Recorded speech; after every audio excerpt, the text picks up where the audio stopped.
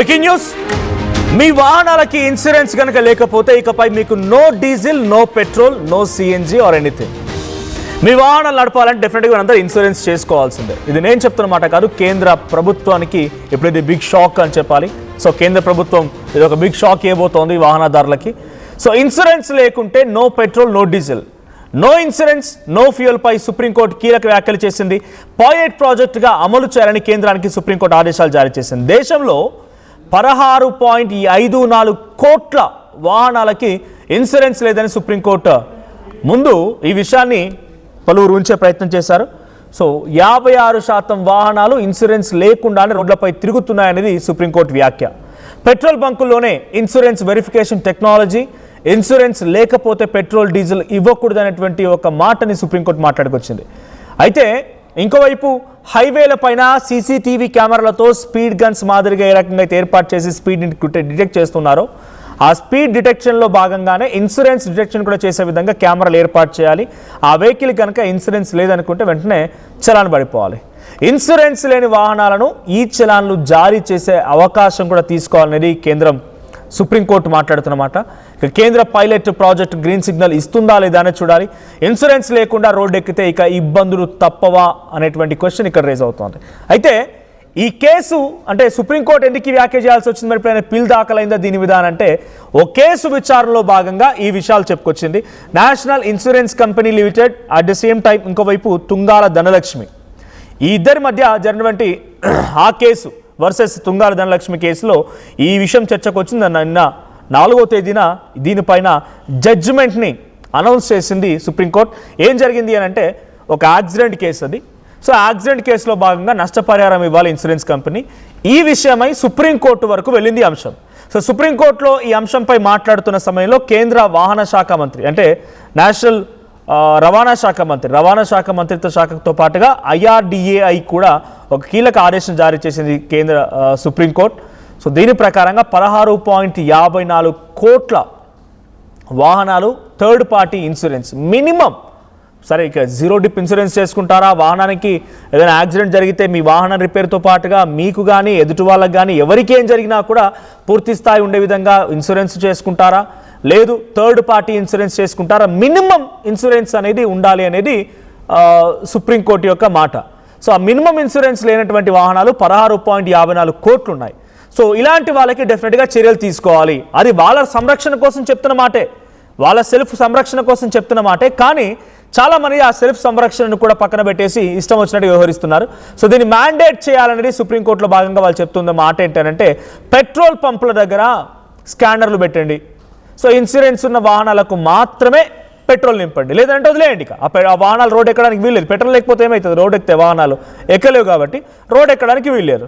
ఇక లేకపోతే హైవేల పైన తిరిగేటువంటి వాహనాలైనా సరే ఆ వాహనాలకి తప్పనిసరిగా మీరు కెమెరాల ద్వారా స్పీడ్ని ఏ రకంగా డిటెక్ట్ చేస్తున్నారో ఆ కెమెరాల ద్వారా ఇన్సూరెన్స్ని కూడా డిటెక్ట్ చేయడంతో పాటుగా వాళ్ళకి కొంత ఫైన్ కూడా వేయండి, చలాన్లు కూడా వేయండి.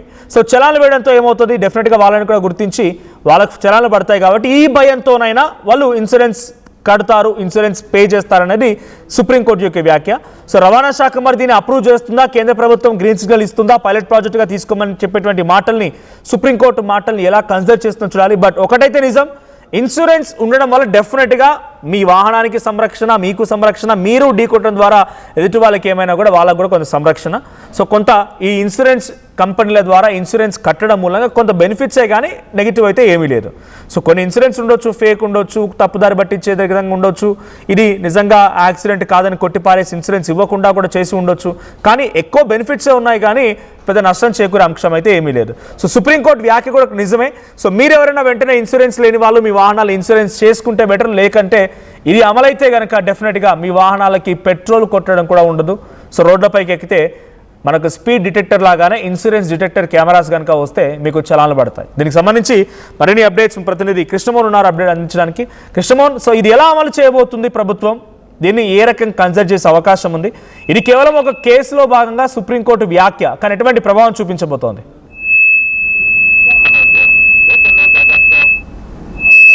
కృష్ణమోహన్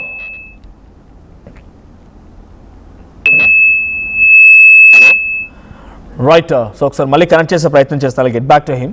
సో ఒకసారి ఎలా అమలు చేసే అవకాశం ఉంది అని చెప్పి నేను కొన్ని ఎట్లా చేస్తారు, ఏ రకంగా అమలు చేయబోతున్నారని వెతికినప్పుడు స్కానర్స్ అందుబాటులో ఉండాల్సిందే. ఎలా అమలు చేస్తారంటే సో స్కానర్స్ అమల్లో ఉండాల్సిందే, తర్వాత కొన్ని టెక్నాలజీ అప్గ్రేడ్ అవ్వాల్సిందే. సో పెట్రోల్ బంకుల్లో వాహన నెంబర్ని స్కాన్ చేయాలి, తర్వాత కేంద్ర డేటాబేస్లో ఆ వాహనానికి సంబంధించిన డీటెయిల్స్ని ఆ యాప్లో ఉంచాలి. వాలిడ్ థర్డ్ పార్టీ ఇన్సూరెన్స్ ఉందా లేదా అని డేటాబేస్లో ఉంచాలి. ఇన్సూరెన్స్ లేకపోతే ఎటువంటి ఫైన్లు వేయాలి. ఒకవేళ ఇన్సూరెన్స్ క్లెయిమ్ చేసుకోవాలనుకుంటే ఇన్సూరెన్స్ అమౌంట్ని తగ్గిస్తారా, ఇంకే రకంగా ఉంటుంది అనేది కూడా చూడాల్సిన అవసరం అయితే ఉంది. ఎస్ కృష్ణమోహన్, ఏ రకంగా ఇంప్లిమెంట్ చేయబోతున్నారు? ఒక కేసులో భాగంగా సుప్రీంకోర్టు చేసినటువంటి ఆ వ్యాఖ్యని కేంద్ర ప్రభుత్వం ఏ మేర సీరియస్గా తీసుకునే అవకాశం ఉంది? డెఫినెట్గా ఇచ్చే గుడ్ కాజ్ కోసం తీసుకునేదే గుడ్ పర్పస్ అయ్యింది, బట్ ఏ రకంగా ఇంప్లిమెంట్ చేయబోతోంది కేంద్ర ప్రభుత్వం? మనోజ, బేసిక్ గా దేశంలో దాదాపుగా 56% వాహనాలకు ఇన్సూరెన్స్ లేకుండానే రోడ్ల మీద తిరుగుతున్నాయి. అంటే దాదాపుగా 16,54,00,000 వాహనాలు ఇన్సూరెన్స్ లేవు అనేది సుప్రీంకోర్టే డైరెక్ట్ గా చెప్తున్న పరిస్థితి. దీని మీద ఇన్సూరెన్స్ లేకపోతే పెట్రోల్ డీజిల్ పోయకూడదు అనే ఆదేశాలు కూడా గవర్నమెంట్ రాబోయే రోజుల్లో ఇచ్చే పరిస్థితి అయితే కనపడుతుంది. ఈ ఇన్సూరెన్స్ లేని వాహనాలకు విచారణలు జారీ చేసే అవకాశం కూడా ఉంది అని.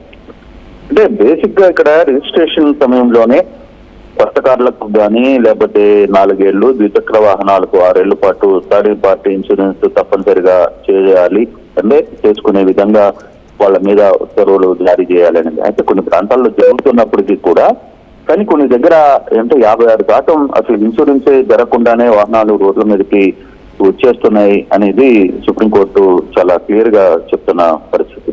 అంటే ఒక కేసుకు సంబంధించిన ఒక మారుతి కారు వెనుక నుంచి లారీ బలంగా ఢీకొన్న సందర్భంలో రాము అనే ఒక అతనికి తీవ్ర గాయాలయ్యి ఆ కేసుకు సంబంధించి మాట్లాడుతున్న నేపథ్యంలోనే వాళ్ళు ట్రిబ్యునల్ కి ఆశ్రయిస్తారు. ట్రిబ్యునల్ కి ఆశ్రయించినప్పుడు సుప్రీంకోర్టు కొంత డేటాని తెప్పించుకున్నప్పుడు దాదాపుగా ఈ 16.56 crores వాహనాలు అసలు కనీసం ఇన్సూరెన్స్ లేకుండా, ఏ పార్టీ ఇన్సూరెన్స్ కూడా అంటే మినిమం ఇన్సూరెన్స్ లేకుండా ఇవి తిరుగుతున్నాయి అనేది చాలా క్లియర్ గా వస్తున్న పరిస్థితి. అయితే ఇప్పుడు అంటే వీటికి సంబంధించిన ఇన్సూరెన్స్లు ఎలా బయటకు వస్తున్నాయి, దీన్ని ఎలా ఐడెంటిఫై చేయాలి అనుకున్నప్పుడు 2 ఛాన్సెస్ ఉన్నాయి. ఒకటి, ప్రతి వాహనం పెట్రోల్ బంక్ దగ్గరికి రావాల్సింది, పెట్రోల్ కొట్టుకోవాల్సింది.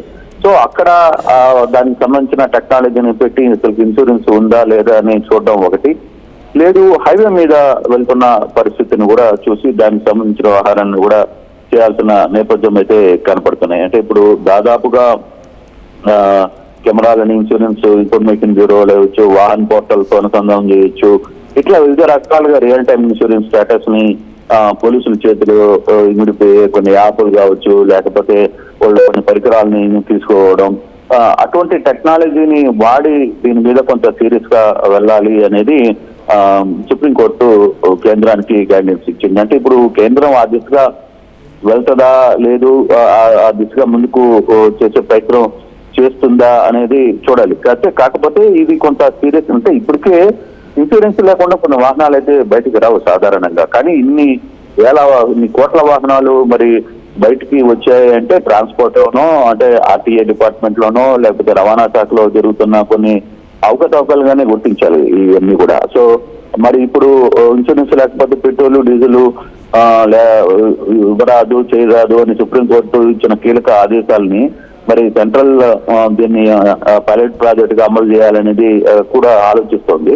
మరి అది ఎప్పుడు ఆలోచనలోకి అంటే కార్యరూపణకి వస్తుంది, దాన్ని ఏ విధంగా ముందు మార్గదర్శకాలు ఏమైనా పెడతారా, లేదు దానికి సపరేట్ యాప్, లేదు కొన్ని పరికరాలు, లేదు ఇన్సూరెన్స్ బండికి ఉందా లేదా అని వెంటనే ఆ నంబర్ కొట్టంగానే తెలిసిపోయే అవకాశం ఏమన్నా ఉందా, ఇవన్నీ కూడా చూడాల్సిన పరిస్థితి అయితే ఉంది. కానీ కేంద్రం దీని మీద ఏ విధంగా రియాక్ట్ అవుతుందో, ఆ దిశగా ముందుకు వెళ్లే ప్రయత్నం ఏమైనా చేయబోతుందా అనేది కూడా కొన్ని రోజుల్లో కానీ మనకి పూర్తి సమాచారం రాలేదు. కానీ సెంట్రల్ సుప్రీంకోర్టు ఆదేశాలు ఇచ్చింది కాబట్టి ఖచ్చితంగా రవాణా శాఖ కూడా, సెంట్రల్ రవాణా శాఖ కూడా దీని మీద కొంత దృష్టి పెట్టే అవకాశం అయితే కనపడుతుంది.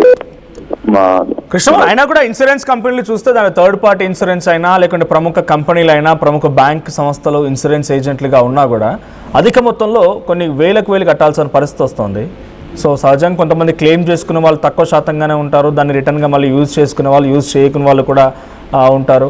సో ఇలాంటి పరిణామాల్లో ఒకవేళ నిజంగానే ఇది ఇంప్లిమెంట్ మ్యాండేట్ చేస్తే, సో ఏకంగా సుప్రీంకోర్టే చెప్తోంది 16.54 కోట్ల మంది వాళ్ళ వాహనాలకి ఇన్సూరెన్స్ చేయలేదు అని అంటే, ఎందుకు చేయలేదు? బహుశా వాళ్ళు మ్యాండేట్ కాదనుకున్నారో, యూజ్ చేయలేమనుకున్నారో, రకరకాల కారణాలు ఏదైనా ఉండొచ్చు. ఒకవేళ వాళ్ళందరినీ కూడా మోటివేట్ చేయడానికి, ఇన్సూరెన్స్ వైపుగా మరలించడానికి కేంద్ర ప్రభుత్వం ఈ ఇన్సూరెన్స్ అమౌంట్ ఏమైనా తగ్గించే అవకాశం ఏమైనా ఉంటుందా? అంటే నెక్స్ట్ ఫర్దర్గా అలాంటి ఆలోచన చేయొచ్చా? డెఫినెట్ గా ఈ పాయింట్ కూడా చాలా మంది ఇన్సూరెన్స్ లోకి వెళ్ళకపోవడానికి కూడా కారణం ఏంటంటే, మనం ఇన్సూరెన్స్ కడతాం, చాలా వేలు వసూలు చేస్తారు కొన్ని ప్రైవేట్ ఇన్సూరెన్స్ కంపెనీలు. తర్వాత మనం ఇన్సూరెన్స్ ఏదైనా బండికి ఏదైనా దెబ్బ తగిలినా, లేకపోతే ఇంకోటి ఏదైనా జరిగినా, ఆ ప్రయాణిస్తున్న వ్యక్తికి ఏదైనా జరిగినా దాని మీద ఇన్సూరెన్స్ అప్లై చేయడానికి 100 కోరీలు వేస్తారు, 100 రకాలుగా ఇబ్బందులు పడతారు. ఇవన్నీ మనకి ఎందుకు ఇన్సూరెన్స్ లేకపోతే మనకి ఏంటంది అవసరం లేదని కూడా చాలా మంది భావిస్తుంటారు. అటువంటి కేటగిరీలోనే ఈ 56% పీపుల్ కూడా ఉండవచ్చు. లేదు అసలు మనకి ఇన్సూరెన్స్ సంబంధమే లేదు, మనం ఏదో పోతుంటాం వస్తుంటాం అనే యాంగిల్లో కూడా మాట్లాడచ్చు. కానీ ఇప్పుడు ఆబ్వియస్గా ఇప్పుడు పాయింట్, మీరు చెప్పిన పాయింట్ కూడా కీలకమైనది. ఎందుకంటే ఇన్సూరెన్స్లు చేసుకోవాలి అనుకుంటే కొంత ప్రభుత్వ వాళ్ళు ఇన్సూరెన్స్ కంపెనీలకి చెప్పాలి, అరే బాబు ఈ బండికి ఇంత ఇన్సూరెన్స్ పెట్టుకోండి, మీరు నామినల్ గా వసూలు చేయండి, లేదు ఇంకా దాన్ని ఎంతవరకు వాళ్ళకి అందుబాటులో. అంటే ఇప్పటికే వాహనాల రేట్లు విపరీతంగా పెరిగిపోయిన పరిస్థితులు ఉన్నాయి, మరి ఇన్సూరెన్స్ లో కలిసి మోపిడవుతుంది. సో అటువంటి టైంలో కొంత వాటిని తగ్గించే ప్రయత్నం ఇన్సూరెన్స్ కంపెనీలు కూడా చూడాలి. మరి సెంట్రల్ గవర్నమెంట్ పైలట్ ప్రాజెక్ట్ గా చేయబోతుంది సుప్రీంకోర్టు ఆదేశాలతో, కాబట్టి దాన్ని ఈ విధంగా ఆలోచించే పరిస్థితి ఉంటుంది. బహుశా ఇది కూడా ఒక చర్చకు వచ్చే అవకాశం అయితే కనబడుతుంది. దానికి ఇన్సూరెన్స్ కంపెనీలు ఏ విధంగా రియాక్ట్ అవుతాయి కూడా చూడాలి. Manoj, right, thank you Krishnamohan. So మొత్తంగా దేశంలో పెద్ద సంఖ్యలో వాహనాలు థర్డ్ పార్టీ ఇన్సూరెన్స్ లేకుండానే పరుగులు తీస్తున్నాయి అని చెప్పి అటు సుప్రీంకోర్టు కీలక వ్యాఖ్యలు చేసింది. సో రిజిస్ట్రేషన్ సమయంలోనే కొత్త కార్లకి 4 ఏళ్ల పాటుగా ఇన్సూరెన్స్ ఉండే విధంగా, అండ్ 2 వీలర్ వెహికల్స్కి అయితే ఏకంగా 6 ఏళ్ల పాటుగా థర్డ్ పార్టీ ఇన్సూరెన్స్ ఉండే విధంగా తప్పనిసరిగా కొనుగోలు చేసేలా ఇంప్లిమెంట్ చేయాలనేది సుప్రీంకోర్టు వ్యాఖ్య. సో ఇప్పుడు బీమా అమల్లో ఉన్నటువంటి వాహనాలకు మాత్రమే ఆయిల్ కూడా ఇవ్వాలనేది సుప్రీంకోర్టు మాట్లాడుతున్న మాట. మరి దీన్ని ఎలా అమలు చేస్తారు, పైలట్ ప్రాజెక్టుగా తీసుకొని ఏ రకంగా ముందుకు తీసుకెళ్తారో చూడాలి. బట్ ఒక విషయం గుర్తుపెట్టుకోండి, మీ వెహికల్ కనుక ఇన్సూరెన్స్ లేకపోతే డెఫినెట్గా ప్రమాదంతో పాటుగా ప్రభుత్వం కనుక ఈ కండిషన్లు పెడితే మీ వెహికల్ రోడ్ ఎక్కడం కూడా ఇకపై కుదరదు, పెట్రోల్ ఉండదు, ఎట్టి పరిస్థితుల్లో కూడా పెట్రోల్ నింపడానికి వీల్లేదని చెప్పి అనేక రకాలుగా ఇంప్లిమెంట్ చేయబోతోంది సుప్రీంకోర్టు వ్యాఖ్యల ద్వారా కేంద్ర ప్రభుత్వం అనేది చూడాలి. సో అయితే ఒక కేసు విషయంలో జరిగిన సంఘటన ఇది. సో మారుతి 800 కారును వెనక నుంచి వచ్చినటువంటి లారీ బలంగా ఢీకొట్టింది. అందులో ప్రయాణిస్తున్నటువంటి ఒక వ్యక్తి గాయపడి తర్వాత చికిత్స పొందుతూ చనిపోయాడు. ఆ తర్వాత ఆ కుటుంబానికి ఆధారమైన వ్యక్తి కోల్పోయినందుకు ఆ ఇన్సూరెన్స్ కంపెనీ 10 lakhs రూపీస్ ఇప్పించాలని కోరుతూ అతని కుటుంబ సభ్యులు మోటార్ వెహికల్ చట్టం 166 కింద ట్రిబ్యునల్ ఆశ్రయించారు. అయితే వాహనానికి తప్పితే యజమానికి సంబంధించిన వ్యక్తిగత రిస్క్ని కవర్ చేయడానికి ఎలాంటి బీమా ప్రీమియం చెల్లించకపోవడంతో సో ఆ కుటుంబ సభ్యులకి లేదంటూ అడిగే అర్హత లేదంటూ 2009లో ఈ తీర్పు వచ్చిందట. దాన్ని సవాలు చేస్తూ 2012లో వారికి అనుకూలంగా ఉమ్మడి హైకోర్టు తీర్పునిచ్చింది. ఆ తర్వాత ఇలా అంచెలంచెలుగా వెళ్తూ సుప్రీంకోర్టు వరకు వెళ్ళిన సమయంలో సుప్రీంకోర్టులో ఇప్పుడు ఆ తీర్పును సవాల్ చేస్తూ అక్కడ వచ్చినటువంటి ఆదేశానుసారంగా చేసినటువంటి వ్యాఖ్య ఇది. అంటే ఎప్పుడు అది ఆ ఇన్సిడెంట్ జరిగింది 2009లో అప్పుడు జరిగిన ఇన్సిడెంట్ గాను ఇప్పుడు సుప్రీంకోర్టు వరకు వెళ్ళి సుప్రీంకోర్టు ఆ కేసులో భాగంగా ఇచ్చిన తీర్పు ఇది. సో ఫైనల్లీ ఇన్సూరెన్స్ డెఫినెట్గా మ్యాండేట్గా భావించండి. ఇలాంటి చాలా అంశాలు ఉన్నాయి, చెప్పాలంటే చాలా ఉదాహరణలు ఉన్నాయి. సో ఒక్కసారి ఇన్సూరెన్స్ చేసుకుంటే డెఫినెట్గా మీ వెహికల్కి అది ప్రొటెక్షన్గా ఉంటుంది, వ్యక్తిగతంగా మీ జీవితానికి కూడా కొంత ప్రొటెక్షన్గా ఉండే అవకాశం ఉంది. సో డెఫినెట్గా మీ ఫ్రెండ్స్ ఎవరైనా ఇన్సూరెన్స్ లేకుండా వాహనాల్లో ఇంకా తిరిగినట్టయితే డెఫినెట్గా వాళ్ళకి ఈ వీడియోని షేర్ చేయండి. సో ఇన్సూరెన్స్ చేసుకుంటేనే ఇకపై పెట్రోల్ అనే విషయాన్ని కూడా వాళ్ళకి గుర్తు చేయండి.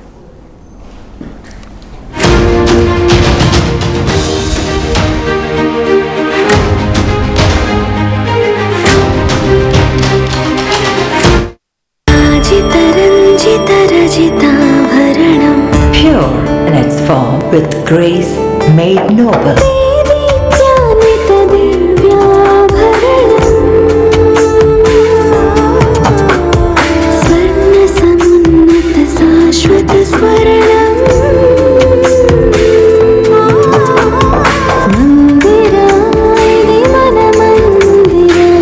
Mandira Premium Silver Jewelry by Manipali. అందరికీ నమస్కారం. నేను మీ అనసూయ భరద్వాజ్. ఆషాఢ మాసం సందర్భంగా మన కాసం ఫ్యాషన్స్ ఏపీ అండ్ తెలంగాణలోని 24 స్టోర్స్ లో సరికొత్త ఆఫర్స్ తో మీ ముందుకు వస్తుంది. అంతేకాకుండా ఈ ఆషాఢ మాసంలో మన ప్రత్యేకత కిలో చీరలు కొనండి, అరకిలో చీరలు ఉచితంగా పొందండి. ఏం కొన్నావురా? అమ్మకి 10, అత్తమ్మకి 6, అమ్మమ్మకి 4 కేజీలు చీరలు మావా. అబ్బో ఇక్కడ కేజీ చీరలు కొంటే 1/2 కేజీ చీరలు ఫ్రీ అంట. Churidar, men's wear, kids wear 1+1, 2+1 మస్తు ఆఫర్లు ఉన్నాయి. మరి ఇంకా మాంగళ్య ఆషాఢం కేజీ సేల్ అంటే తెలుసు కదా. మాంగళ్య షాపింగ్ మాల్ కేజీల్లో సేల్, టన్నుల్లో ఆనందం. పండుగ జోర్దార్గా చేయాలని ఆలోచన చేస్తున్నారా? అయితే కిసాన్ ఫ్యాషన్ మాల్ లో అద్రిపోయే ఆఫర్లున్నాయి. జోర్దార్గా షాపింగ్ చేయండి. పండుగ అయినా, దావత్ అయినా, పట్టైనా, ఫ్యాషన్ అయినా కిసాన్ ఫ్యాషన్ మాల్. టోర్నమెంట్ కి ముందు పెయింట్ ఎలా చేస్తాం?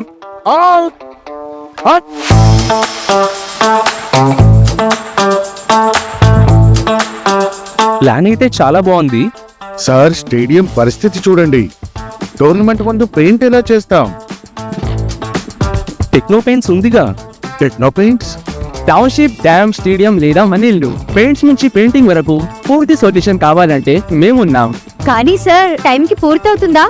రోజుకు 23 లక్షల స్క్వేర్ ఫీట్ పెయింటింగ్ చేయగల సామర్థ్యం, 5,000 మంది స్కిల్డ్ లేబర్ టీం మా వెంట ఉంది. 23 లక్షల? అవును, ప్రపంచ స్థాయి రంగులు, అద్భుతమైన షేడ్స్ తో భారతదేశపు అసలైన పెయింట్ మరియు పెయింటింగ్ శక్తి నేనే. VR techno paints. Techno Paints.